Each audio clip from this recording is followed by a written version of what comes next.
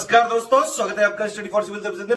यदि study for civil services के छात्र हैं तो ये वाला टेलीग्राम जरूर ज्वाइन करके रखिए। यूट्यूब चैनल में हमारे साथ है तो भी ये वाला टेलीग्राम ज्वाइन करना बहुत ज्यादा जरूरी है। सारे नोटिफिकेशन, सारे अपडेट, सारे मोस्ट इंपोर्टेंट पिक्स, सारा रिवीजन सब कुछ यहाँ पे बताया जाता है।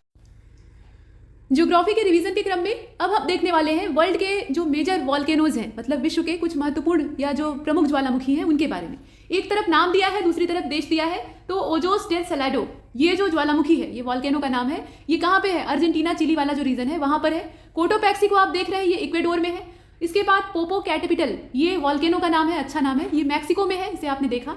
मोना लोआ कहाँ पे है? ये हवाई आइलैंड में है।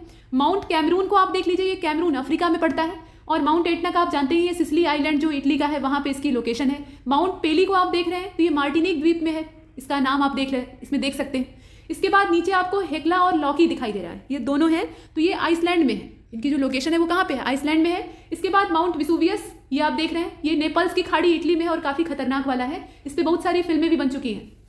आपने वॉल्केनो रिटर्न नाम की मूवी देखी होगी, वो इसी के प्रस्फोटन पर बनी हुई है। इसके बाद स्ट्रोम्बोली, इसे भूमध्य सागर का लाइट हाउस कहा जाता है। तो ये लिपारी द्वीप जो भूमध्य सागर में स्थित है उस पर ये बना हुआ है, मतलब ये हमेशा एक्टिवेट रहता है और इससे आग और धुआं निकलता रहता है। क्राकाटाओ को देखिए तो ये इंडोनेशिया इसकी लोकेशन है। कटमई को देख लीजिए, ये भी वॉल्केनो है, अलास्का यूएसए इसका पूरा स्थान है। इसके बाद माउंट रेनियर यूएसए में है। माउंट शास्ता जो है ये भी यूएसए में ही है, दोनों की लोकेशन यूएसए में है। इसके बाद चिम्बेराजो को आप देख रहे हैं, ये इक्वेडोर में है। फ्यूजियामा को देखिए, ये जापान में है। माउंट ताल जो है ये फिलीपींस में है। पिनाटुबो को अगर देखें तो ये भी फिलीपींस में है। देवबंद ये ईरान में है और कोह सुल्तान ये भी ईरान में है, दोनों को देख लीजिएगा। उसके बाद नीचे है माउंट पोपा, तो माउंट पोपा जो है ये म्यांमार बर्मा में है। किलिमंजारो की अगर बात की जाए, ये भी वॉल्केनो ही है, तो तंजानिया में है। उसके बाद मियाना फिलीपींस में है, लोकेशन ध्यान दीजिएगा जरूर। उसके बाद इजाफ जालजोकुल, ये जो वॉल्केनो आपको दिखाई दे रहा है ये आइसलैंड में है।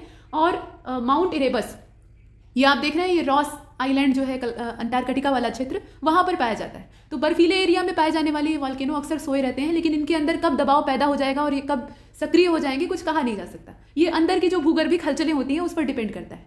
यहाँ तक हमने देखा। अब इसके बाद जो आगे की चीजें हैं उसमें विश्व की महत्वपूर्ण पर्वत श्रेणियों को हम देखने वाले हैं, important mountain ranges of the world. एक तरफ नाम दिया है, उसके बाद लोकेशन है, फिर हाईएस्ट पॉइंट दे रखा है। तो आइए देखते हैं। कार्डिलेरा डी लॉस एंडीज, ये जो है लॉस एंडीज यहाँ पर दिया हुआ है, इसे आप देख रहे हैं। इसकी लोकेशन कहाँ पे है? वेस्टर्न साउथ अमेरिका में है। एकांकागुआ इसका सबसे हाईएस्ट पॉइंट है। हाईएस्ट पॉइंट भी पूछता है, इससे भी प्रश्न बन सकते हैं, या लोकेशन ही पूछ लेगा, कुछ भी पूछा जा सकता है। तो तीनों पार्ट इसके इंपॉर्टेंट है। इसके बाद रॉकी पर्वत श्रेणी को देखिएगा, मतलब रॉकी माउंटेनियस रेंज, तो ये इसकी लोकेशन कहाँ पे? वेस्टर्न नॉर्थ अमेरिका में है। ये वाला वेस्टर्न साउथ अमेरिका था और ये वाला कौन सा है? वेस्टर्न नॉर्थ अमेरिका है। और इसका जो हाईएस्ट पॉइंट है वो माउंट एल्बर्ट है, यहाँ पर आप देख रहे हैं। उसके ठीक नीचे आपको हिमालय, काराकोरम और हिंदू कुश दिखाई दे रहा है। तो ये दक्षिणी मध्य एशिया में पड़ता है, मतलब साउथ सेंट्रल एशिया। और माउंट एवरेस्ट इसका हाईएस्ट पॉइंट है और पूरे विश्व का हाईएस्ट पॉइंट है। इसके बाद great dividing range, great dividing range ये पूर्वी ऑस्ट्रेलिया का है, ये तो आप जानते ही हैं। और यहाँ जो हाईएस्ट पॉइंट है वो कौन सा है? क्यूसिस्को है, ये क्षेत्र है। उसके बाद ट्रांस अंटार्कटिका पर्वत या ट्रांस अंटार्कटिका माउंटेन आप इसे कह सकते हैं। तो नाम से स्पष्ट है ये अंटार्कटिका का क्षेत्र है, मतलब अंटार्कटिका में इसकी लोकेशन है। और यहाँ का जो हाईएस्ट पॉइंट है वो माउंट विंसन मैसिव है, ये इसका नाम है। अच्छे अच्छे नाम है, याद हो जाएंगे। और ऐसे न याद हो तो आप मैप बनाकर उसमें लोकेट कर लीजिएगा तो ज़्यादा आराम से याद हो जाएगा। उसके बाद तिएन शान को देखिएगा तो साउथ सेंट्रल एशिया जो है ये इसकी लोकेशन है। और पीके पोवेडा इसका हाईएस्ट पॉइंट है। अल्टाई माउंटेन को देखिएगा, या अल्ताई पर्वत इसे कहा जाता है, तो मध्य एशिया या सेंट्रल एशिया जो है इसकी लोकेशन है। और गोरा वेलुखा ये इसका हाईएस्ट पॉइंट है। इसके बाद यूराल माउंटेन रेंज को आप देख रहे हैं, तो मध्य रूस या सेंट्रल रशिया जो है ये इसकी लोकेशन है। और यहाँ पे गोरा नेड्रोना या नेड्रोनाया ये इसका हाईएस्ट पॉइंट है। इसके बाद कामचटका श्रेणी या कामचटका रेंज जो है वो आपको दिखाई दे रही है, तो ये कहाँ पे है? ये पूर्व रूस में या पूर्वी रूस में पड़ती है, मतलब ईस्टर्न रशिया, यहाँ डायरेक्शन बताई गई। ठीक है, तो ईस्टर्न रशिया इसकी लोकेशन है। और यहाँ पर जो हाईएस्ट पॉइंट इसका है वो है क्ल्यूचेस्क्वाया सोपका, ये इसका नाम है, थोड़ा सा अनोखा नाम है, सोपाका इसको कहा जाता है। तो ये कामचटका श्रेणी का सबसे हाईएस्ट पॉइंट है। इसके बाद एटलस माउंटेन, ये आप देख रहे हैं उत्तर पश्चिमी अफ्रीका, ये इसकी यानी नॉर्थ वेस्ट अफ्रीका, ये इसकी लोकेशन है। और इसका जो हाईएस्ट पॉइंट अभी तक का है वो जेवेल टाउ ब्लॉक है, यहाँ नाम दिया है। उसके बाद आप बरखोयास्क को देख रहे हैं, तो बरखोयास्क कहाँ पे है? ये ईस्टर्न रशिया में पड़ता है। और यहाँ पे गोरा मास खाया, अच्छा नाम है, तो गोरा मास खाया इसका हाईएस्ट पॉइंट है। इसके बाद वेस्टर्न घाट आप अपने इंडिया में देख रहे हैं, तो इसमें जो पश्चिमी भारत वाली लोकेशन है, मतलब दक्षिण भारत का जो पश्चिमी तट है उसकी बात हो रही है, तो ये इसकी लोकेशन है। और अनाईमुडी इसका सबसे हाईएस्ट पॉइंट है। ये दक्कन की हम बात कर रहे हैं, यहाँ थोड़ा सा मिसप्रिंट है, उसको आप करेक्ट कर लीजिएगा। उसके बाद सियरा माद्रा, ये आप देख रहे हैं, सियरा माद्रे ओरिएंटल इसको कहा जाता है, मैक्सिको इसकी लोकेशन है। और इसका जो सबसे हाईएस्ट पॉइंट है वो कौन सा है? ओरिजावा है, यहाँ आप देख रहे हैं। इसके बाद उसके नीचे आप देख रहे हैं जाग्रोस को, तो जाग्रोस माउंटेन रेंज जो है ये ईरान की है और इसका जो सबसे ऊंचा शिखर है वो जाडकू है। इसके बाद एलबुर्ज को आप देख लीजिए, तो एलबुर्ज भी ईरान में ही है और देवबंद इसका सबसे ऊंचा शिखर है। स्कैंडिनेवियन रेंज जो है, स्कैंडिनेविया देशों का समूह है, आप जानते ही हैं, तो स्कैंडिनेवियन जो रेंज है उसमें पश्चिमी नॉर्वे इसकी लोकेशन है, नॉर्वे, स्वीडन, डेनमार्क वगैरह, तो पश्चिमी नॉर्वे इसकी लोकेशन है और इसका जो सबसे ऊंचा पॉइंट है या सबसे हाईएस्ट पॉइंट है वो गैल डिपोनोज है, ये इसका नाम है। उसके बाद सियरा माद्रा आप देख रहे हैं, वेस्टर्न सियरा माद्रा है, तो ये मैक्सिको में है। और नेवाडो डी कोलिमा ये इसका सबसे हाईएस्ट पॉइंट है। इसके बाद ड्रैकेंसबर्ग रेंज आपको दिखाई दे रही है, तो ड्रैकेंसबर्ग रेंज का जो यहाँ लोकेशन है वो कौन सा है, साउथ ईस्ट अफ्रीका है और इसकी जो सबसे हाईएस्ट पीक या आप कह सकते हैं कि सबसे हाईएस्ट पॉइंट है वो कौन सा है, ये दवाना एंटेलियाना है, लंबा सा नाम है। उसके बाद काकेसस रेंज को आप देख रहे हैं, तो ये रशिया का है और एल्ब्रूस ये इसकी पश्चिमी चोटी कही जाती है, वेस्टर्न पीक, वो सबसे हाईएस्ट पॉइंट। इसके बाद अलास्का कैटेगरी को देखिएगा तो इसकी लोकेशन आप नाम से जान सकते हैं, संयुक्त राज्य अमेरिका, अलास्का वाला रीजन है और माउंट मैकिनले ये सबसे इसका जो हाईएस्ट पॉइंट है उसके तौर पर देखा जाता है। कास्केड रेंज को देखिएगा तो ये भी संयुक्त राज्य अमेरिका, कनाडा दोनों में फैला हुआ है और माउंट रेनियर ये सबसे इसका जो हाईएस्ट पॉइंट है वो जाना जाता है। इसके बाद एपेनाइन को देखिएगा, उसके नीचे है, इटली इसकी लोकेशन है, लोकेशन के तौर पे आप देखें, और कोर्नो ग्रैंडे ये इसका सबसे हाईएस्ट पॉइंट है। उसके बाद अपलेशियन रेंज को आप देख रहे हैं, तो ये संयुक्त राज्य अमेरिका का जो ईस्टर्न पार्ट है और प्लस कनाडा, उन सब में फैली हुई है। रेंज है तो एक से ज़्यादा क्षेत्रों में फैली हो सकती है, वो दिया हुआ है। और सबसे ऊंचा जो इसका पॉइंट है वो कौन सा है, माउंट मिचेल है। उसके बाद आल्पस को देखिएगा तो ये जो मिडिल यूरोप है या सेंट्रल यूरोप आप कह सकते हैं, वहाँ पर स्थित है। माउंट ब्लैंक इसका सबसे ऊंचा शिखर है और सियरा माद्रे डेल सुर ये सबसे नीचे आपको दिखाई दे रहा है, मैक्सिको इसकी लोकेशन है और टियोटेपेक ये सबसे इसका हाईएस्ट पॉइंट है, जिसे कि आपने यहाँ पर देखा। यहाँ तक हमने पर्वतों को देखा है। अब इसके बाद जो मेजर प्लेटूज हैं उनकी लोकेशन दी हुई है और उनका नाम दिया है, उन्हें भी देख लेते हैं। तो सबसे पहले एशिया माइनर और इसकी लोकेशन कहाँ पे है, तुर्की में है। उसके बाद अनातोलिया का प्लेटू जो है ये भी तुर्की में है। मेसेटा का प्लेटू ये आइबेरिया प्रायद्वीप जो स्पेन का है, मतलब आइबेरियन पेनिसुला स्पेन में, वहाँ पर स्थित है। इसके बाद मेसेटा के नीचे आप चियापास प्लेटू को देख रहे हैं, यहाँ पे है चियापास और इसकी जो लोकेशन है वो कहाँ पे है, साउथ मैक्सिको में है, साउदर्न मैक्सिको। उसके नीचे आपको अलास्का यूक्रेन का प्लेटू, जो यूक्रेन का जो प्लेटू वाला क्षेत्र है वो दिखाई दे रहा है और संयुक्त राज्य अमेरिका इसकी लोकेशन है। उसके बाद कोलंबिया प्लेटू आपको दिखाई दे रहा है, यहाँ पर ये है और इसकी लोकेशन वही यूनाइटेड स्टेट है। ग्रेट बेसिन का प्लेटू ये भी संयुक्त राज्य अमेरिका, कोलोराडो प्लेटू ये भी संयुक्त राज्य अमेरिका और ग्रीनलैंड प्लेटू ये भी ग्रीनलैंड। देखिए यहाँ पे यहाँ तक, मतलब कोलंबिया प्लेटू, ग्रेट बेसिन वाला प्लेटू, ये कोलंबिया प्लेटू आप देख रहे हैं, ग्रेट बेसिन का प्लेटू और कोलोराडो, इन तीनों की लोकेशन कहाँ पे है, संयुक्त राज्य अमेरिका में है। और नीचे वाला जो है ग्रीनलैंड प्लेटू, इसकी जो लोकेशन है वो ग्रीनलैंड में। यहाँ तक हमने देखा। उसके बाद नीचे टेबल बनी हुई है, इसको देख लेते हैं। विश्व के 10 सबसे बड़े द्वीप, मतलब 10 largest island in the world. एक तरफ आइलैंड का नाम दिया है, दूसरी तरफ एरिया दिया है। तो सबसे बड़ा द्वीप कौन सा है, अभी हमने ग्रीनलैंड को देखा, तो ग्रीनलैंड ही सबसे बड़ा द्वीप है और इसका क्षेत्रफल यहाँ दिया हुआ है, वो कितना है, 21,75,600 स्क्वायर किलोमीटर। ये सब कुछ जो है वो स्क्वायर किलोमीटर में मेजर किया गया है। उसके बाद न्यू गिनी यहाँ पे आइलैंड के तौर पे सेकंड है और इसका जो विस्तार है वो कितना है, तो ये 7,85,753 स्क्वायर किलोमीटर में फैला हुआ है। बोर्नियो आइलैंड जो है यहाँ आप देख रहे हैं और उससे पहले न्यू गुवेना या न्यू गिनी आप देख रहे हैं। तो न्यू गिनी की जो विस्तार की मात्रा है वो कितनी है, सबसे पहले हमने ग्रीनलैंड को देखा है, तो ग्रीनलैंड का यहाँ पे दिया है। उसके बाद न्यू गिनी का यहाँ पे दिया है 7,85,753। उसके बाद बोर्नियो को हमने देखा, ये है 7,48,168, उसी के ठीक नीचे, ठीक है। उसके बाद मेडागास्कर, यहाँ पे देखिए मेडागास्कर का जो विस्तार है या क्षेत्रफल है वो कितना है, 5,87,713 स्क्वायर किलोमीटर में, इतना इसका क्षेत्रफल है। बैफिन द्वीप है, द्वीप का नाम है और इसका विस्तार कितना है, 8 लाख, यहाँ नीचे आप देख रहे हैं 8,03,944। इसके बाद आगे चलते हैं, यहाँ सुमागा आपको दिखाई दे रहा है, तो इसका जो विस्तार है वो आप देख सकते हैं 4,43,066। ये सब स्क्वायर किलोमीटर में है, जो कि विश्व के 10 सबसे बड़े द्वीपों के तौर पर अभी देखे जा रहे हैं। और भी बचे हैं, उन्हें देख लीजिए। तो होन्सू को आप इसमें देख सकते हैं, ये है 2,25,800। उसके बाद ग्रेट ब्रिटेन है, तो ये 2,18,986। विक्टोरिया आइलैंड जो है ये 2,17,290 और एलस्मर नाम का जो आइलैंड है वो 1,83,965। इस प्रकार से स्क्वायर किलोमीटर में इनका एरिया दे रखा है। इसके बाद अब length of border of India's neighbouring countries and associated state, यहाँ पर ये चीज़ें हैं और इनसे बहुत बार प्रश्न बने हैं।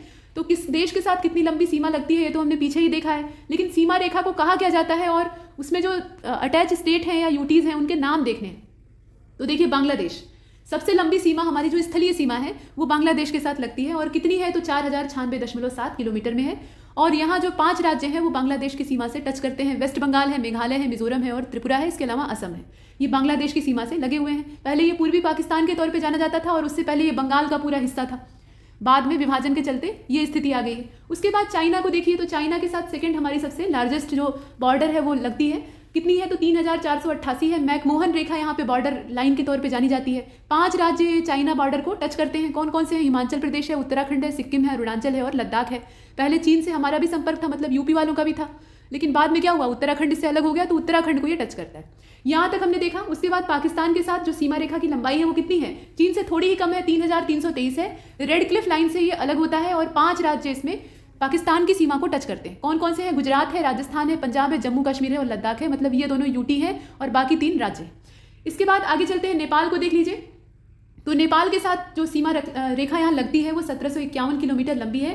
रेखा का कोई नाम वाम नहीं है। हाँ, इसमें 5 राज्य इसको भी टच करते हैं, तो उत्तर प्रदेश है, बिहार है, पश्चिम बंगाल है, सिक्किम है और उत्तराखंड है। उसके बाद म्यांमार यानी जो बर्मा के नाम से पहले जाना जाता था, तो इसमें जो लंबाई सीमा रेखा के साथ है वो 1643 है। 4 राज्य अरुणाचल प्रदेश, नागालैंड, मिजोरम, मणिपुर ये इससे टच करते हैं। भूटान की अगर बात की जाए तो इसमें सबसे छोटी सीमा रेखा लगती है 699, और इसमें अगर देखा जाए तो 4 जो है वो राज्य टच करते हैं। कौन कौन से हैं?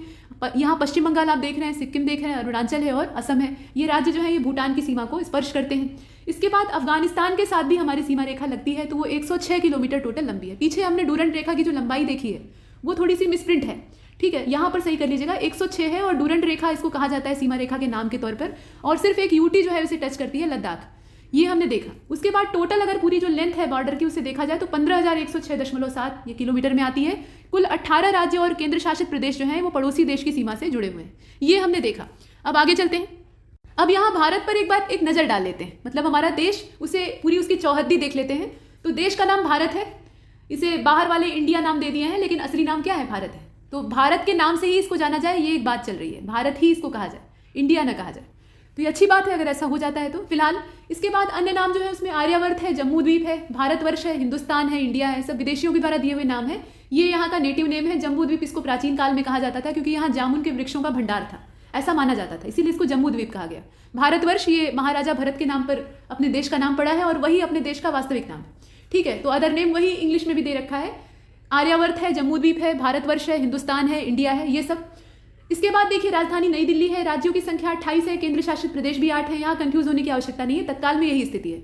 मतलब जो यूटीज हैं उनमें परिवर्तन आया है। कश्मीर और लद्दाख जो है ये 2 अलग अलग केंद्र शासित प्रदेश के तौर पे अलग हुए, मतलब राज्यों की कैटेगरी से इनका बाहर का जो सामना है वो होता है। लेकिन इसके बाद दमन दीव और दादरा नगर हवेली को एक साथ मर्ज कर दिया गया। तो इससे क्या हुआ, जो यूटीज हैं उनकी संख्या 8 ही रह गई और राज्य कितने हैं? 28 है। इसके बाद भौगोलिक स्थिति की अगर बात की जाए, यानी जो ज्योग्राफिकल लोकेशन है, तो उसमें उत्तर पूर्वी गोलार्ध में हमारी स्थिति है। मतलब हमारे अगर पृथ्वी पर हमारा स्थान देखा जाए तो located in northern eastern hemisphere, ये हमारी लोकेशन है। मतलब नॉर्दर्न हेमिस्फीयर में तो हम लोग है ही हैं, लेकिन उसमें भी जो पूर्वी हिस्सा है उसमें स्थित है। इसके बाद ज्यामितीय आकार की अगर बात की जाए तो हमारी आकृति जो है वो चतुष्कोणीय है। हमारा देश चतुष्कोणीय आकृति में ऐसे फैला हुआ है। यहाँ वही कहा गया है, मतलब क्वाड्रल एंगुलर जो शेप है वो हमारा दिखाई देता है। इसके बाद यहाँ देखिए जो अक्षांशीय विस्तार है वो दे रखा है और देशांतरीय विस्तार है। अक्षांश और देशांतर क्या होते हैं? ये इमेजिनरी लाइंस होती हैं जो कि ह्यूमन मेड होती हैं, मैन मेड होती हैं। मनुष्यों ने इसे लोकेशन दर्शाने के लिए, मतलब किसी भी लोकेशन को टू बी एग्जैक्ट दर्शाने के लिए बना रखा है। तो यहाँ जो अक्षांशीय विस्तार है यानी ज्योग्राफिकल यहाँ लैटिट्यूडनल एक्सटेंशन है वो कितना है? 8 अंश 4 मिनट उत्तरी अक्षांश से लेकर 37 अंश 6 मिनट उत्तरी अक्षांश तक फैला हुआ है। और देशांतरीय विस्तार जो कि पोल टू पोल खींची जाने वाली लाइन होती है, उसमें अगर देखा जाए तो 68 अंश 7 मिनट पूर्वी देशांतर से लेकर 97 अंश यहाँ आप देख रहे हैं 25 मिनट पूर्वी देशांतर तक इसका विस्तार है। मतलब यहाँ लॉन्गिट्यूड को हम लोग देख रहे हैं और यहाँ पर लैटिट्यूड को देख रहे हैं। उसके बाद जो मीन टाइम है या स्टैंडर्ड टाइम पहले देख लीजिए, मानक समय। तो मानक समय की अगर बात की जाए तो 82 अंश 20 मिनट, माफ कीजिएगा 82 अंश 30 मिनट पूर्वी देशांतर इलाहाबाद के पास नैनी से जो यहाँ पे मीन लाइन है वो गुजरती है और उसे हम लोग देख रहे हैं। ग्रीनविच का जो मीन टाइम है, ग्रीनविच मीन टाइम यानी जीएमटी, उससे हमारा जो भारतीय समय है वो 5 घंटा 30 मिनट आगे है। इसीलिए यहाँ पर हम लोग +5:30 GMT करके देखते हैं। तो इसका मतलब क्या है कि जो ग्रीनविच मीन टाइम है, G for green, M for mean और T फॉर टाइम, इससे हमारा जो समय है भारतीय मानक समय है वो 5 घंटा 30 मिनट यानी 5.5 घंटे आगे है। इसके बाद जब पीछे रहता है तो यहाँ माइनस लगता है और आगे रहता है तो प्लस लगता है। इसके बाद भौगोलिक विस्तार को देखिएगा यानी ज्योग्राफिकल जो एक्सटेंट है उसमें अगर देखा जाए लेंथ को और विड्थ को, चतुष्कोणीय आकृति है लेकिन लंबाई चौड़ाई बराबर नहीं है, मतलब स्क्वायर शेप नहीं है, चतुर्भुज बन रहा है बस। तो इसमें लेंथ जो है वो अगर नॉर्थ से साउथ नापी जाए, जो उत्तर से दक्षिण है वो लंबाई है, पूरब से पश्चिम चौड़ाई है। आमतौर पे ये धारणा होती है कि चौड़ाई कम होती है लंबाई ज़्यादा होती है, तो उसी आधार पर मेजर किया गया है। तो लेंथ जो है वो नॉर्थ से साउथ कितनी है? 3214 किलोमीटर है। यहाँ आप देख रहे हैं ये दिखाई दे रहा है। और विड्थ जो है वो कितनी है, ये ईस्ट टू वेस्ट नापी जाती है, तो अरुणाचल से लेकर द्वारका तक ये कितनी पड़ती है, 2933 किलोमीटर ये पूरा है, मतलब लंबाई ज़्यादा है चौड़ाई कम। इसके बाद स्थलीय सीमा की अगर बात करें तो वो ज़्यादा लंबी है, कितनी है, तो 15,106.7 किलोमीटर, ये हमने देखा। और जलीय सीमा यानी जो कोस्ट लाइन है वो कितनी है, तो 7,516.6 किलोमीटर है टोटल, ये हमने देखा। और जलवायु यहाँ पे कैसी दिखाई देती है, तो क्लाइमेट जो है वो मानसूनी क्लाइमेट है, मानसूनी प्रकार की जलवायु है, ऐसा मौसम वर्गीकरण के अंतर्गत देखा गया है। और उसके बाद अगर देखा जाए क्षेत्रफल को, तो क्षेत्रफल हमारा है 32,87,263 square kilometre to be exact, इतना हमारे देश का टोटल एरिया है। चीन और पाकिस्तान को चिल्लाने दीजिए, हमारे देश की जो जायज संपदा है, हमारी जो जमीन है वो इतनी। इसके बाद विश्व के कुल क्षेत्रफल का हम कितना कवर करते हैं, तो 2.4% इतना कवर करते हैं। और क्षेत्रफल की दृष्टि से हमारा 7वां स्थान है, जबकि जनसंख्या के मामले में 2nd पोजीशन है, और जल्दी ही हम टॉप करने वाले हैं। इसके बाद जनसंख्या की दृष्टि से वही 2nd पोजीशन, यहाँ देख लीजिएगा। हाँ, अब इसके बाद देखिए पर्वतीय क्षेत्र का विस्तार, ये कितना है, तो पर्वतीय क्षेत्र का अगर यहाँ देखिए टोटल पॉपुलेशन अंग्रेजी वाले में दी है, हिंदी वाले में नहीं दी है, तो टोटल पॉपुलेशन अगर देखा जाए तो 17.5% जो पूरे वर्ल्ड की पॉपुलेशन है उसका अकेले हमारे यहाँ लोग रहते हैं। तो ये अपने आप में बड़ी भारी भरकम बात है, मतलब ये खुश होने की बात नहीं है, ये परेशानी का विषय है। और संसाधन उसकी तुलना में कम है, क्षेत्रफल उतना है नहीं, मतलब 7वें स्थान पर क्षेत्रफल के मामले में है। तो हमें अपनी जनसंख्या पे हर हाल में कंट्रोल करना है और हो नहीं पा रहा है, ठीक है। तो यहाँ जो पॉपुलेशन है वो दे रखी है। इसके बाद चलते हैं आगे, पर्वतीय क्षेत्र का विस्तार देख लेते हैं। तो पहाड़ियों का विस्तार कितना है, 10.7% है, यहाँ वही चीज़ आप देख रहे हैं, माउंटेन एरिया। उसके बाद पठार कितने हैं, जो प्लेटू वाला या हिली एरिया है उसकी अगर बात की जाए, मतलब यहाँ पे प्लेटू एरिया का जो एक्सपेंशन है उसे आप देख रहे हैं, ये 27.7%, ठीक है। इसमें 2 तरह की चीजें दी हैं, यहाँ देखिए पर्वतीय क्षेत्र का विस्तार दिया है, पहाड़ी क्षेत्र का विस्तार दिया है, और पठारी क्षेत्र का विस्तार दिया है। तो जो पर्वतीय क्षेत्र का विस्तार है वो 10.7% है, पहाड़ी क्षेत्र का जो विस्तार है वो 18.6% है, और जो पठारी क्षेत्र है उसका विस्तार ज़्यादा है, वो कितना है, 27.7% है। और मैदान सबसे ज़्यादा है, तो मैदानों की जो यहाँ तादाद है उसमें अगर परसेंट में निकालें तो 43% पूरा प्लेन एरिया है, ये हमने देखा। उसी को इंग्लिश में एक बार देख लीजिएगा, यहाँ पे कहा गया है कि माउंटेनियस जो रीजन है या एरिया है उसका एक्सपेंशन अगर देखें तो वो 10.7% है। एक्सपेंशन ऑफ हिली एरिया, जो माउंटेनियस एरिया है उसके अलावा हिली एरिया जो है उसका एक्सपेंशन कितना है, 18.6% है। प्लेटू एरिया का जो एक्सपेंशन है वो 27.7% है, और प्लेन एरिया का एक्सपेंशन जो है वो 43% है, ऐसा आप यहाँ पर देख रहे हैं। उसके बाद यहाँ हिंदी में कुछ चीज़ें और शामिल हैं जो कि नीचे इंग्लिश में आपको दिखाई दे जाएंगी। कर्क रेखा पर स्थित जो 8 राज्य हैं, या आप ऐसे कह सकते हैं कि कर्क रेखा जिन राज्यों से होकर गुजरती है उनके नाम दिए हैं। ट्रॉपिक ऑफ कैंसर, यहाँ पे गुजरात, राजस्थान पश्चिम से पूर्व की ओर चल रहे हैं, मतलब ये लगभग कर्क रेखा जो यहाँ पे इमेजिनरी लाइन है, ऐसा माना जाता है कि वो भारत को लगभग बीच से काटती है, लगभग। तो यहाँ वो किन किन राज्यों से होकर गुजरती है उसको हम लोग पश्चिम से पूर्व की ओर देख रहे हैं। तो पहले गुजरात, उसके बाद राजस्थान, फिर मध्य प्रदेश, छत्तीसगढ़, झारखंड, पश्चिम बंगाल, त्रिपुरा और मिजोरम, इस प्रकार से इन राज्यों से होकर गुजरती है। इसके बाद अंतर्राष्ट्रीय सीमा वाले राज्य या केंद्र शासित प्रदेश जो है वो कितने हैं, टोटल 18 हैं, इनकी संख्या आपने देखी। अब नीचे चलते हैं, यहाँ देख लीजिए वही चीज़ इंग्लिश में दी हुई है, पहले इंग्लिश वाला यहाँ तक कवर कर लेते हैं। 8 state located on the tropic of cancer, कौन कौन सी हैं, तो गुजरात, राजस्थान, मध्य प्रदेश, छत्तीसगढ़, झारखंड, वेस्ट बंगाल, त्रिपुरा और मिजोरम। और स्टेट और यूटीज़ के जो यहाँ इंटरनेशनल बॉर्डर लगते हैं उसमें संख्या इनकी कितनी है, टोटल 18 है। इसके बाद राष्ट्रीय पशु कौन है, बाघ है। राष्ट्रीय विरासत पशु जो है वो हाथी है। राष्ट्रीय पक्षी जो है वो मोर है। राष्ट्रीय वृक्ष जो है वो बरगद है। राष्ट्रीय पुष्प जो है वो कमल है। राजकीय चिन्ह या राष्ट्रीय चिन्ह जो है हमारा अशोक स्तंभ है। 4 शेर हैं जो टोटल, उसमें से 3 हमें सामने से दिखाई देते हैं, एक पीछे बैठा हुआ है सावधान की मुद्रा में, और वो द्वारपाल हैं ऐसा माना जाता है। राष्ट्रीय गान जो है वो जनगण मन है, गुरुदेव रविन्द्रनाथ टैगोर के द्वारा लिखा गया है। उसके बाद राष्ट्रीय गीत जो है वो वंदे मातरम है, और इसकी भाषा संस्कृत है, और ये बंकिम चंद्र चटर्जी के द्वारा लिखा गया है। इसके बाद राजभाषा हिंदी है। राष्ट्रीय लिपि देवनागरी है। लिपि मतलब जिसमें लिखा जाता है, और भाषा मतलब जिसे हम बोलने के लिए इस्तेमाल करते हैं। राष्ट्रीय वाक्य जो है वो सत्यमेव जयते है, सत्य की हमेशा जीत होती है, और ये कहाँ से लिया गया है, तो आप जानते हैं कि मुंडकोपनिषद से लिया गया है। राष्ट्रीय ध्वज तिरंगा है, 3 रंगों से बना है, और बीच में अशोक चक्र विद्यमान है। 3 रंग अलग अलग भावों को दर्शाते हैं, जिसमें कि केसरिया रंग यानी जो ऑरेंज कलर ऊपर का है वो त्याग और बलिदान का प्रतीक है। सफेद रंग शांति का और मित्रता का प्रतीक है, और हरा रंग जो है वो धन धान्य और संपन्नता का प्रतीक है, ऐसे हम देखते हैं। तो ये चीज़ है। इसके बाद राष्ट्रीय नदी गंगा है। राष्ट्रीय जलीय जीव कौन है, गंगेटिक डाल्फिन है, जो जलीय जीव है वो डाल्फिन है, गंगा नदी में पाई जाने वाली। तेल शोधनशालाओं की संख्या अगर देखी जाए तो वो 23 है। राष्ट्रीय राजमार्गों की संख्या 599 है। ये जो लेटेस्ट डाटा है उसके हिसाब से आप अपडेट भी कर सकते हैं। बड़े बंदरगाहों की संख्या जो है वो 13 है। यहाँ तक हमने हिंदी वाला डाटा देखा है। अब उसी को जरा सा इंग्लिश में एक बार देख लेते हैं। हिंदी अंग्रेजी दोनों साथ में लेकर चलने पर कंफ्यूजन पैदा होता है, तो यहाँ अलग अलग ही देखना बुद्धिमानी है। यहाँ देखिए नेशनल एनिमल जो है वो टाइगर है। नेशनल हेरिटेज एनिमल जो है वो एलिफेंट है। नेशनल बर्ड जो है वो पीकॉक है।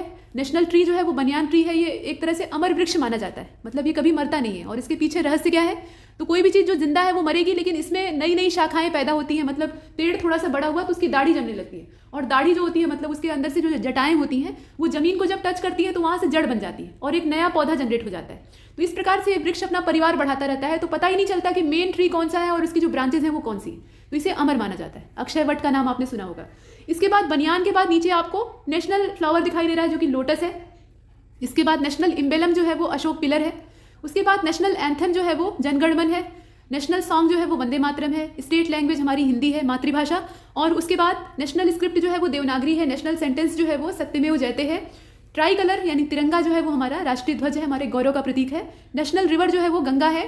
नेशनल एक्वाटिक ऑर्गेनिज्म या एनिमल आप कह सकते हैं वो गंगेटिक डॉल्फिन है। उसके बाद नंबर ऑफ रिफाइनरीज टोटल कितनी है, 23 है। यहाँ नंबर ऑफ नेशनल हाईवे यानी NH जो है वो कितने हैं, ये 599 हैं। और नंबर ऑफ लार्ज पोर्ट ये कितने हैं, तो 13 हैं। यहाँ पर संख्या दी हुई है, वही चीज़ हिंदी अंग्रेजी में दिया है। हिंदी में सटा कर दे दिया है तो जल्दी हो गया है, अंग्रेजी में फैलाया हुआ है, उतना ही है। अब यहाँ से देखते हैं भारत की मृदाओं के बारे में। अपने देश में मिट्टियाँ कैसी कैसी पाई जाती हैं, कहाँ पर पाई जाती हैं और उनका कॉम्बिनेशन क्या है, वहाँ क्या पैदा होता है, ये सब देखना है। इनसे प्रश्न बनते हैं। तो सॉइल्स को देख लीजिए, रीजन देख लीजिए, मेजर कॉर्ड्स को देख लीजिए और एबिडेंट जो न्यूट्रिएंट्स इसमें पाए जाते हैं उनके बारे में दिया हुआ है। तो पहले एलुवियल सॉइल आपको दिखाई दे रही है। 43.4% टोटल लैंड एरिया ये पूरे देश का कवर करती है। सबसे ज़्यादा जो लैंड एरिया है वो यही कवर करती है। और सिंधु गंगा ब्रह्मपुत्र का जो दोआब क्षेत्र है और समुद्र के जो डेल्टाई क्षेत्र यानी तटीय क्षेत्र होते हैं वहाँ पर ये पाई जाती है। धान, गेहूँ, गन्ना, आलू, तिलहनी फसल, मतलब आप समझ लीजिए एलुवियल सॉइल में कुछ भी ऐसा अनाज नहीं है जो कि न पैदा हो। खराब या अच्छा सब पैदा हो जाएगा। इसकी उपजाऊपना इसका बहुत ज़्यादा होता है, मतलब इसमें आप बीज फेंक दीजिए और निश्चिंत हो जाइए, ये आपको पौधा दे देगी। हल्की सी देखरेख करनी पड़ेगी। उसके बाद आप देख रहे हैं यहाँ जलोढ़ मृदा के बारे में कि इसमें पोटाश और चूना पत्थर की यानी लाइमस्टोन और जो पोटाश होता है उसकी प्रचुरता होती है। इसके बाद लाल मिट्टी को आप देख लीजिए तो देश का करीब 18.6% जो भूभाग है यानी लैंड एरिया है उसको ये कवर किए हुए हैं। तमिलनाडु, कर्नाटका, साउथ ईस्ट महाराष्ट्र वाला रीजन, उसके अलावा Odisha, south eastern part of Madhya Pradesh, इसमें इसका पूरा विस्तार है। इसमें जो मेन कॉर्प्स पैदा होती हैं उसमें पीनट है, बनाना है, टोबैको है, रागी है, ज्वार है, तीसी है, कॉटन, वीट, मेज, ये सब पैदा होता है। और इसमें अगर देखा जाए तो आयरन एलिमेंट्स की जो है एविडेंसी है, मतलब ये प्रचुर मात्रा में पाए जाते हैं। इसके बाद काली मिट्टी को देखिएगा तो काली मिट्टी देश के 15.2% जो लैंड एरिया है उसमें फैली हुई है। लावा रीजन ऑफ महाराष्ट्र, ये बेसाल्टिक लावा से बनती है, आप जानते ही हैं, मतलब ज्वालामुखी का जो उद्गार होता है, आग्नेय शैल, उनके घर्षण से इसका अपक्षय होता है और मिट्टी का निर्माण होता है। फिलहाल लावा रीजन ऑफ महाराष्ट्र, गुजरात, मध्य प्रदेश, तमिलनाडु, और ये कपास के लिए सबसे उपयुक्त मानी जाती है, वरदान मांगी जाती है, और इसको रेगुड़ मृदा भी कहा जाता है।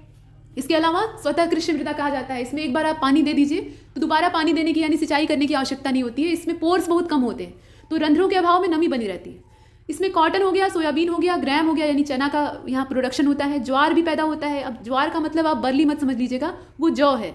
ज्वार का मतलब कुछ जगह पर इसको जोनरी कहा जाता है। ये लाल लाल रंग का गोल अनाज होता है। इसके बाद वीट होता है, वीट भी यहाँ पे पैदा हो जाता है। तो गेहूँ तो लगभग हर जगह पैदा होता है। और इसमें जो पोषक तत्वों की प्रचुरता है उसमें अगर देखा जाए तो evidence of potash, lime and magnesium, ये 3 चीज़ इसमें पाए जाते हैं। इसके बाद लैटेराइट मिट्टी को देखिए तो देश के 3.7% भू क्षेत्र पर यानी लैंड एरिया पर ये फैली हुई है। कर्नाटक, केरल, तमिलनाडु, असम, महाराष्ट्र, उड़ीसा का जो गिरिपथ क्षेत्र है यानी जो यहाँ पे नीचे वाला क्षेत्र है, मतलब हिली रीजन है, वहाँ पे ये पाई जाती है। लेटेराइट में चाय और काफ़ी बहुत अच्छे से पैदा होती है। इसके अलावा रबड़, सिंकोना, काजू, इन सब का यहाँ प्रोडक्शन होता है, मतलब टी, कॉफ़ी, रबर, इसके अलावा सिंकोना और काजू नट, ये सब यहाँ पैदा होते हैं। लोहा और एल्यूमिनियम यहाँ पे प्रचुर मात्रा में पाए जाते हैं। इसके बाद डेजर्ट सॉइल को आप देखिए तो ये पंजाब, हरियाणा, राजस्थान और पश्चिमी उत्तर प्रदेश में भी कहीं कहीं मिलती है। इसमें मोटे अनाज पैदा होते हैं, ज़्यादातर बाजरा, ज्वार, इस प्रकार के जो अनाज हैं वो यहाँ पैदा होते हैं। इसके अलावा कभी कभी सरसों जो है इसका भी प्रोडक्शन अच्छा खासा हो जाता है और जौ भी यहाँ पे पैदा होता है, मतलब बर्ली, ज्वार, मिलेट, ये सब पैदा होता है। और इसमें लवण ज़्यादा होता है, लवणता अधिक होती है और फास्फोरस बहुत प्रचुर मात्रा में पाया जाता है। इसके अलावा माउंटेनियस सॉइल को आप देख रहे हैं तो कश्मीर से लेकर अरुणाचल प्रदेश तक ये माउंटेनियस सॉइल जो है ये फैली हुई है। और इसमें सेब, नाशपाती और आलू ये सब पैदा होते हैं। नाशपाती यानी पियर्स के बारे में कहा जा रहा है। और इसमें पोटाश और फास्फोरस की प्रचुर मात्रा होती है, यानी पोटाश भी होता है और फास्फोरस भी होता है। इसके बाद यूनेस्को का जो विश्व नेटवर्क है उससे मान्यता प्राप्त विरासत स्थलों को देख लेते हैं। इससे बहुत सारे प्रश्न बनते हैं। तो इसमें अगर आप देखिए तो पहला आपका जैव आरक्षित क्षेत्र यानी बायोस्फीयर रिजर्व का नाम दिया है। MAB को आप जानते हैं, मतलब मैन एंड बायोस्फीयर, तो उस प्रोग्राम के तहत इसे डिक्लेयर किया जाता है। तो सिमलीपाल ये कहाँ पे है, उड़ीसा में है। और इसको यूनेस्को की लिस्ट में शामिल कब किया गया, तो 2009 में, इसकी डेट याद रखिएगा। उसके बाद बे ऑफ मन्नार, ये तमिलनाडु में है, 2001 इसका समय है। उसके बाद ग्रेट निकोबार है, अंडमान निकोबार द्वीप समूह में है, 2013 इसका समय है। अगस्त्या मलाई बायोस्फीयर रिजर्व, ये तमिलनाडु में है, 2016 में इसको मान्यता प्राप्त होती है यूनेस्को की। इसके बाद नोकरेक जो है ये मेघालय में है, 2009 में इसको मान्यता प्राप्त होती है। अचान कमार अमरकंटक जो है ये मध्य प्रदेश छत्तीसगढ़ दोनों में है, मतलब पहले पूरा एमपी था, उसके बाद छत्तीसगढ़ हो गया, तो माफ कीजिएगा एमपी था, एमपी कहना सही नहीं रहेगा। तो यहाँ इसमें 2012 इसका जो मान्यता प्राप्त करने का वर्ष है वो दिया हुआ है। इसके बाद नीलगिरी जो है वो 3 राज्यों में फैला हुआ है, मतलब ये बायोस्फीयर रिजर्व जो है काफ़ी दायरा लिए हुए है। इसमें आप केरल को देख रहे हैं, कर्नाटक को देख रहे हैं, तमिलनाडु को देख रहे हैं, ये तीनों राज्यों में फैला है। 2000 मतलब सन 2000 में इसको मान्यता प्राप्त होती है। पंचमढ़ी को देखिए मध्य प्रदेश में है, 2009 में ये मान्यता प्राप्त करता है। कंचनजंगा बायोस्फीयर रिजर्व ये सिक्किम का है, आप जानते ही हैं, 2018 में इसको मान्यता प्राप्त होती है। मतलब मान्यता प्राप्त होने का मतलब इसे यूनेस्को की जो हेरिटेज साइट वाली लिस्ट है उसमें शामिल किया जाता है। इसके बाद सुंदरवन को देखिए वेस्ट बंगाल का है, 2001 में इसको शामिल किया जाता है। नंदा देवी जो है ये उत्तराखंड का है, 2004 में ये शामिल होता है। और पन्ना जो है ये 12वां है, ध्यान दीजिएगा, मध्य प्रदेश का है और अक्टूबर 2020 में लेटेस्ट इसको शामिल किया गया है। तो इस प्रकार से बायोस्फीयर रिजर्व की जो लिस्ट है उसको आप देख रहे हैं, ठीक है। अब इसके बाद 50 जो टाइगर रिजर्व है उनको देख लेते हैं। बाघ आरक्षित क्षेत्र कौन सा किस राज्य में पड़ता है, तो एक राज्य में एक से ज़्यादा भी हैं, जैसे असम में आप देख रहे हैं, वैसे ही अरुणाचल में है। तो असम में अगर देखा जाए तो काजीरंगा ये टाइगर रिजर्व है, हालांकि ये एक सींग वाले गैंडे के लिए फेमस है, लेकिन फिलहाल उसके अलावा मानस है और नामेरी है, इसके अलावा ओरंग है। वर्ष अलग अलग है, इनकी स्थापना का वर्ष अलग है। काजीरंगा का जो है वो सन 2006 है, मतलब टाइगर रिजर्व के रूप में इसे मान्यता कब प्राप्त होती है वो वर्ष दिया है, इसकी स्थापना का वर्ष नहीं है। काजीरंगा वैसे बहुत पुराना है। तो काजीरंगा का जो यहाँ मान्यता टाइगर रिजर्व के तौर पे मिलती है वो 2006 वाली है, मतलब यहाँ बाघ संरक्षण किया जाएगा। और क्षेत्रफल कितना है, 1173.58 किलोमीटर है। इसके बाद स्क्वायर किलोमीटर है। उसके बाद मानस को देखिएगा तो मानस का जो यहाँ पे वर्ष है वो 1973-74 है और ये 3150.92 जो स्क्वायर किलोमीटर वाला रेंज है उसमें फैला हुआ है। इसके बाद नामेरी टाइगर रिजर्व आप देख रहे हैं, ये भी असम का ही है।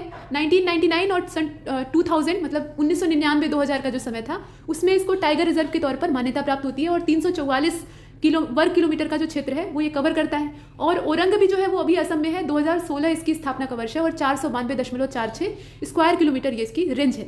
इसके बाद अरुणाचल को देखिएगा, अरुणाचल में 3 है, नामदफा है, पापुई है और कमलांग है। तो यहाँ देखिए नामदफा जो है ये 1982 से लेकर 83 वाला जो समय था उसमें मान्यता प्राप्त करता है। क्षेत्रफल आप देख सकते हैं ये 2052.82 है। उसके बाद पापुई को देखिएगा सन 1999-2000 और इसका जो क्षेत्रफल है वो दे रखा है, ये कितना है, 1198.45 है। कमलांग को देखिएगा सन 2016 783, छोटा सा है। इसके बाद आंध्र में सिर्फ एक ही आपको दिखाई देगा, नागार्जुन सागर श्रीशैलम, और ये वाला जो है श्रीशैलम वाला ये 1982-83 का समय था उसमें मान्यता प्राप्त करता है, 3296.31। ये टोटल इसका विस्तार है। तेलंगाना की अगर बात करें तो यहाँ पे अमराबाद और कावल है। अमराबाद को मान्यता प्राप्त होती है 1983 में। क्षेत्रफल आप देख रहे हैं 2611.39 है और कावल का 2011 है, बाद में मान्यता प्राप्त करता है, 2019.12 इसका क्षेत्रफल है। इसके बाद बिहार में वाल्मीकि है, आप जानते ही हैं, 1989-90 इसकी मान्यता प्राप्ति का वर्ष है। 899.39 ये इसका 38 ये इसका क्षेत्रफल है, ऐसा हमने देखा। उसके बाद छत्तीसगढ़ को देखेगा तो छत्तीसगढ़ में आप देखिए इंद्रावती है 1982-83, अचान कमार अमरकंटक है ये 2009। उसके बाद उदंती सीता नदी ये 2008-2009 वाला समय है। इनका जो क्षेत्रफल है आप देख लीजिएगा, इंद्रावती का जो क्षेत्रफल है वो 2799.07 है।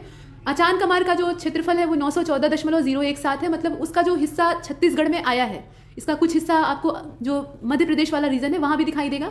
उसके बाद उदंती सीता नदी वाला जो है ये 1882.54 है, ये सब क्षेत्रफल दिया हुआ है।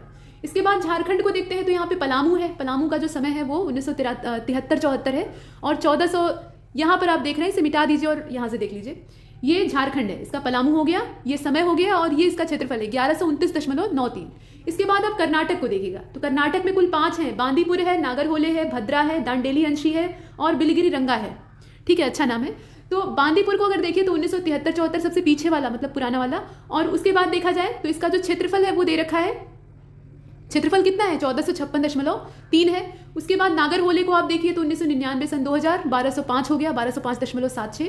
भद्रा को अगर देखा जाए तो 1998 से लेकर 99 वाला जो समय था उसमें ये मान्यता प्राप्त करता है, 1064.29 ये इसका पूरा क्षेत्रफल है। दांडेली अंशी को देखिए 2007 और 1097.514। उसके बाद बिलिगिरी रंगा को देखिए तो ये 2011 में मान्यता प्राप्त करता है और इसका क्षेत्रफल दिया हुआ है, ये कितना है, 574.82 है। इसके बाद आप केरल को देखते हैं तो केरल में अगर देखा जाए तो पेरियार है और परम्बिकुलम है। तो पेरियार का जो समय है वो 1978-79 वाला समय है और परम्बिकुलम का जो समय है वो सन 2007 का है। पेरियार का जो क्षेत्रफल है वो 925 है और परम्बिकुलम का 643.662 है।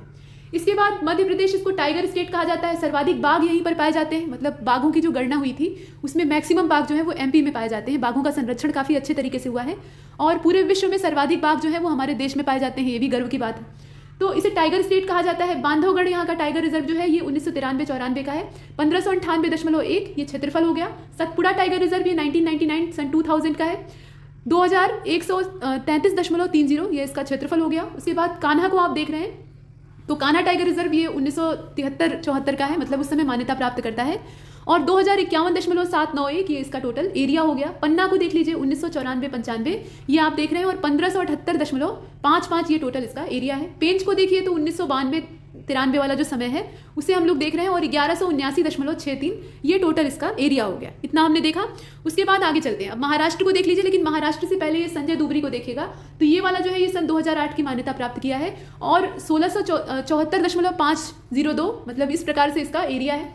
महाराष्ट्र में अगर देखें तो मेलघाट है, पेंच है, तडोबा अंधेरी है, सह्याद्री है, नवेगांव, नगजीरा है और बोर है। इस प्रकार से आप देख रहे हैं। तो मेलघाट जो है इसका स्थापना का वर्ष या मान्यता का वर्ष जो है वो 1973-74 है, यहाँ आप देख रहे हैं। और क्षेत्रफल आप देख लीजिए 2768.52 है।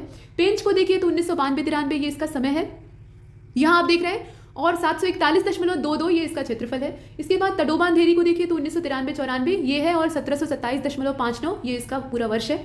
इसके बाद सह्याद्री में चलते हैं तो 2008 से लेकर 9 वाला जो समय है उसमें ये मान्यता प्राप्त करता है और 1165.57 ये इसका पूरा क्षेत्रफल है। नवेगांव नगजीरा वाला को देख लीजिए तो 2013 में इसको मान्यता प्राप्त होती है और 653.67 ये इसका पूरा क्षेत्रफल है। उसके बाद चलते हैं बोर की ओर, तो बोर का जो समय है वो 2010 है और 138.12 ये इसका पूरा एरिया है, यहाँ तक हमने देखा। उसके बाद देखिए मिजोरम में दम्फा आपको दिखाई देगा, ये डम्फा नहीं है दम्फा है, यहाँ आप देख सकते हैं। तो मिजोरम में अगर देखा जाए दम्फा को तो 1994-95 ये इसका वर्ष है, 988 ये इसका क्षेत्रफल है। राजस्थान में रणथंभौर है, सरिस्का है और मुकुंदरा हिल्स है, ये तीनों आप देख रहे हैं। तो रणथंभौर का जो है वो 1993-74 है, मतलब माफ कीजिएगा 1973-74 है, ये वर्ष आप देख रहे हैं। 1411.29 ये इसका टोटल एरिया है। सरिस्का टाइगर रिजर्व ये 1978-79 का है, 1213.34। मुकुंदरा हिल्स को देखा जाए तो 2013 और इसका जो क्षेत्रफल है वो आप देख सकते हैं 759.99 है, यहाँ तक हमने देखा। और उत्तर प्रदेश में अगर देखें तो दुधवा है, इसका विस्तार किया जा रहा है। ये समय इसका आप देख रहे हैं 1987-88 है, यहाँ पॉइंट नहीं है वो डैश है। उसके बाद 2201.77 ये इसका पूरा एरिया है, अच्छा खासा है। पीलीभीत वाला जो टाइगर रिजर्व है ये 2014 में मान्यता प्राप्त करता है, ये छोटा सा है 730.24। इसके बाद उत्तराखंड में चलते हैं तो उत्तराखंड में आप देखिए कुछ तो बहुत पुराने वाले हैं। सबसे पुराना नेशनल पार्क जिम कार्बेट, उसके अलावा राजाजी नेशनल पार्क और अमनगढ़, ये क्या है, ये टाइगर रिजर्व भी है। नेशनल पार्क तो है ही है, उसके साथ साथ टाइगर रिजर्व है। तो अमनगढ़ का जो यहाँ अमानगढ़ असल में इसका नाम है, तो अमानगढ़ का 2012 है समय, ये सबसे नया वाला है। इसके बाद देखिए 80.6 ये इसका क्षेत्रफल है, छोटा सा है। जिम कार्बेट को टाइगर रिजर्व या प्रोजेक्ट टाइगर वाली जो मान्यता है वो कब मिलती है, 1973-74 में और 1288.31 ये स्क्वायर किलोमीटर में इसका टोटल एरिया है। और राजाजी नेशनल पार्क, राजाजी नाम कहाँ से मिला है, तो ये चक्रवर्ती राजगोपालाचारी के नाम पर दिया गया है। तो राजाजी नेशनल पार्क इसका जो यहाँ समय है वो 1983 है और क्षेत्रफल आप देख रहे हैं कि 1075.17 है, ये हमने देखा। वेस्ट बंगाल में बुक्सा है और सुंदरबन है, रॉयल बंगाल टाइगर। तो बुक्सा का जो समय है वो 1982-83 वाला है और 757.90 ये कवर करता है। सुंदरबन टाइगर रिजर्व के तौर पे अगर देखा जाए तो ये वाला 1973-74 का है और इसमें जो क्षेत्रफल आप देख रहे हैं वो भी अच्छा खासा है। ये कितना है, 2584.89 इतना है। ओडिशा में सिमलीपाल और सतकोसिया दोनों को आप देखिए। सिमलीपाल का जो समय है ये सब पुराने वाले हैं पहले के, 1973-74 और 2750 ये इसका टोटल एरिया है। सतकोसिया को अगर आप देखें तो 1976 ये इसका समय है और 963.87 ये टोटल एरिया है। तमिलनाडु में कालकड़ मुंडुथुरई है ये वाला, तो ये 1988-89 का समय इसका है, मतलब उस समय ये मान्यता प्राप्त करता है। और उसके बाद आप देखिए तो इसका जो एरिया है वो दे रखा है वो कितना है, 1601.54 है। अन्नामलाई है तो ये 2007 में, मुडुमलाई ये भी 2007 में, इनका एरिया आप देख सकते हैं 1479.87 है और 688 है। अब यहाँ पर जो एरिया दिया हुआ है वो अंक है, उन्हें रटना आसान नहीं है। तो यहाँ किसका ज़्यादा है, किस राज्य में कौन बड़ा है और कौन छोटा है, इस हिसाब से आप देखेंगे तो ये याद करने में आसानी रहेगी। और पूरा एरिया अगर आप उठाकर अंकों में रटना शुरू कर देंगे तो ये भूल जाएगा, ठीक है। तो मुडुमलाई को आपने देखा ये कितना है, 688 है। तो एक राज्य में कौन सा सबसे बड़ा है, कौन सा सबसे छोटा है और पूरे भारत में कौन सा बड़ा है, कौन सा छोटा है, इस प्रकार से आपको देखना है। इसके बाद सत्यमंगलम को देख लीजिए, ये 2013 का है, मतलब टाइगर रिजर्व के तौर पे से जो परमिशन या मान्यता है वो प्राप्त होती है 2013 में। 1408.4 ये इसका टोटल एरिया है। तमिलनाडु में चलते हैं तो तमिलनाडु में देखिए यहाँ पर कहा गया है कि यह तमिलनाडु का जो श्रीविल्लपुरम है, इसका पूरा नाम देख लीजिए, ये श्री विल्लीपुथूर मेघमलय टाइगर रिजर्व है, इस नाम से इसको घोषित किया गया है और ये भारत का 51वां बाघ अभ्यारण्य है। इसको ध्यान दीजिएगा, ये 51वें नंबर का है, तो इसलिए यहाँ पर इसका उल्लेख आवश्यक हो जाता है। और पूरे तमिलनाडु में अगर देखा जाए तो ये 5वें नंबर पे है, 5th पोजीशन पे है। 2021 में इसको घोषित किया गया, ये लेटेस्ट है, तो इससे प्रश्न बन सकता है। ठीक है, इसका एरिया या इस पर थोड़ी रिसर्च कर लीजिएगा, ये करंट अफेयर का क्वेश्चन बन सकता है और इससे प्रश्न आ सकते हैं। यहाँ तक हमने देखा। इसके बाद यूपी में लगने वाले कुछ प्रमुख मेलों के नाम और उनके जो आयोजन स्थल हैं उनको देख लेते हैं। कुछ यूपी का जो डाटा है जो कि ज्योग्राफिकल पर्पज से इंपॉर्टेंट हो सकता है, वहाँ से प्रश्न बन सकते हैं। देखिए, देवा शरीफ का जो मेला है ये बाराबंकी में लगता है। जिलों के नाम आपको इधर दिखाई देंगे और यहाँ पर आपको मेले दिखाई दे रहे हैं। तो देवा शरीफ, बाराबंकी। सैयद सालार का मेला, ये जो फेयर है सैयद सालार फेयर वाला आप देख रहे हैं, ये बहराइच का है। उसके बाद देवी पाटन मेला, ये बलरामपुर का है। माघ मेला ये आप जानते हैं ये प्रयागराज में हर साल लगता है और 12 साल पे महाकुंभ लगता है। तो वही कहा गया है कुंभ मेला, मतलब जो कुंभ है वो 6 वर्ष के अंतराल पे लगता है और जो 12 वर्ष के अंतराल पर लगता है वो महाकुंभ होता है। पहले क्या था, जो 6 साल के अंतराल पर लगता था उसको अर्ध कुंभ कहते थे और जो 12 साल के अंतराल पर लगता था उसको महाकुंभ कहा जाता था। अभी गवर्नमेंट ने नाम चेंज कर दिया है, कोई बात नहीं। तो 6 साल के अंतराल पर जो लगता है वो कुंभ होता है और जो 12 साल पर लगता है वो महाकुंभ होता है। इस प्रकार से आप इसे थोड़ा सा करेक्ट कर लीजिएगा। हरिदास जयंती मेला, ये वृंदावन मथुरा वाला रीजन है, वहां पर लगता है। नौचंदी मेला जो है ये चैत के महीने में लगता है। चैत्र जो है ये हिंदू जो पंचांग होता है उसका पहला महीना माना जाता है, यहीं से शुरुआत होती है। तो चैत्र, वैशाख, ज्येष्ठ, आषाढ़ इस प्रकार से चलता है। तो चैत में ये लगता है नौचंदी फेयर और ये मेरठ का है। मकनपुर फेयर जो है ये फर्रुखाबाद में लगता है। नैमिषारण्य मेला ये सीतापुर में लगता है, नैमिषारण्य वहीं पर है। इसके बाद ढाई घाट का मेला जो है ये शाहजहांपुर का है, यहाँ पर आप देख रहे हैं। ये आपने देखा, इसे जूम भी कर सकते हैं, बड़ा करके देखने में कोई दिक्कत नहीं है, ये देखा। उसके बाद आगे चलते हैं, यहाँ कांपिल्य मेला आपको दिखाई दे रहा है, तो ये बांदा का है। अयोध्या मेला ये फैजाबाद का है। खिचड़ी मेला जो है या खिचड़ी फेयर ये गोरखपुर का है। ठीक है, खिचड़ी मेला से आप मकर संक्रांति जोड़कर कुंभ में मत पहुंच जाइएगा, ये खिचड़ी मेला जो है ये गोरखपुर का है। इसके बाद रामनगरिया मेला ये फर्रुखाबाद का है। श्रावणी और जन्माष्टमी मेला ये मथुरा का है। श्रावणी एंड जन्माष्टमी फेयर ये मथुरा का है। उसके बाद ददरी घाट का मेला जो है ये पशु मेला है, मतलब एनिमल फेयर है, ये बलिया में लगता है। ददरी घाट वहाँ पे गंगा नदी का घाट है। उसके बाद श्रृंगीरामपुर मेला ये आप देख रहे हैं फर्रुखाबाद का है। रामायण मेला जो है ये चित्रकूट का है, यहाँ पर आप देख रहे हैं। लक्ष्मणी होली या लक्ष्मणिया होली मेला ये नंदगांव के पास जो बरसाना वाला स्थान है वहाँ पे मनाया जाता है। बाल सुंदरी मेला ये अनूप शहर, बुलंदशहर का है। गोविंद साहब मेला ये अतरौलिया, अंबेडकर नगर, आजमगढ़ वाला जो क्षेत्र है वहाँ पर लगता है। नकटैया का मेला ये वाराणसी में लगता है। नाटी इमली का भरत मिलाप ये वाला जो मेला है ये भी वाराणसी का है। नकटैया में क्या होता है, सुपर्णखा की नाक काटी जाती है, उस अवसर पर मेला लगता है। इसके बाद देवछठ मेला ये दाऊजी मथुरा का है। शाकंबरी देवी मेला जो है ये सहारनपुर का है। कैलाश मेला ये आगरा का है, ये आप देख रहे हैं। उसके बाद नवरात्रि मेला ये भी आगरा का है। बटेश्वर मेला ये पशु मेला है। मेन इसमें जो पशु होते हैं वो ऊँट होते हैं, मतलब ऊँटों का यहाँ पे लगता है। तो बटेश्वर आगरा में ये भी लगता है। उसके बाद परिक्रमा मेला ये मिस्रिक और नीमसार जो सीतापुर वाला रीजन है, अयोध्या वाला, वहाँ पे लगता है। इसके बाद गोला गोकर्णनाथ मेला ये खीरी का है। इसके बाद कपोरा मेला रुहेलखंड का जो मिनी कुंभ है उसके तौर पे इसे देखा जाता है। रुहेलखंड वाले रीजन में इसे मिनी कुंभ कहा जाता है, बदायूं में लगता है, ध्यान दीजिएगा। उसके बाद सरधना मेला आपको दिखाई दे रहा है, तो सरधना मेरठ वाले रीजन में इसका आयोजन होता है। सिकरी फेयर को आप देख रहे हैं, ये मोदी नगर गाजियाबाद का है। गढ़मुक्तेश्वर मेला आप देख लीजिए तो ये हापुड़ का है। कंस मेला जो है ये मथुरा और फतेहपुर सीकरी में लगता है। इसके अलावा मुड़िया पूनो मेला ये आपका गोवर्धन मथुरा वाला जो रीजन है उसमें लगता है। फाल्गुन मेला ये रामपुर में लगता है।